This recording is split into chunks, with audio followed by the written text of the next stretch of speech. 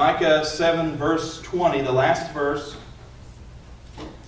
he ends his book by saying, "Thou wilt perform the truth to Jacob and the mercy to Abraham, which thou hast sworn unto our fathers from the days of old." Now here we learn that Micah's looking forward, isn't he? He says, you will perform the truth to Jacob. You will perform the mercy to Abraham, what God has sworn unto the fathers from the days of old.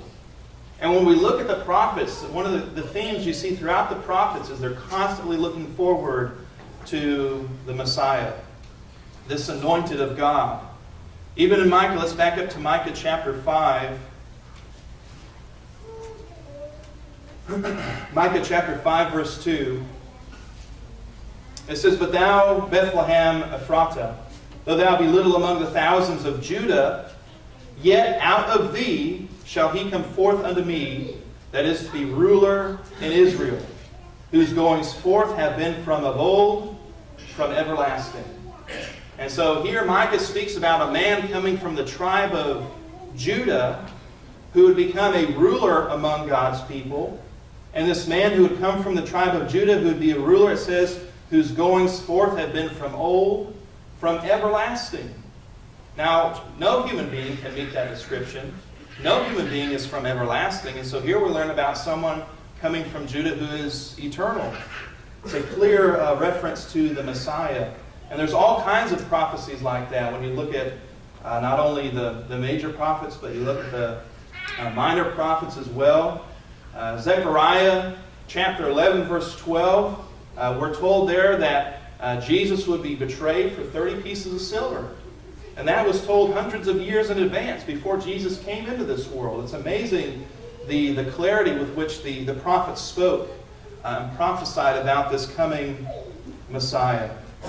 And so here we learn that, again, the end of Micah, that God would perform the promises that he made to the fathers, that he made to Jacob, that he made to Abraham.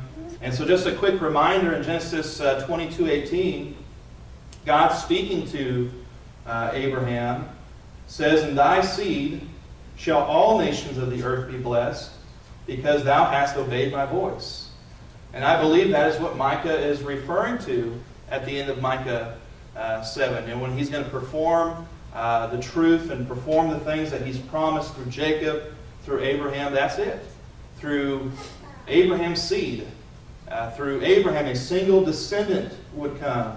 And through that man, all nations of the earth, not just the Jews, not just the Israelites, but all people would be blessed.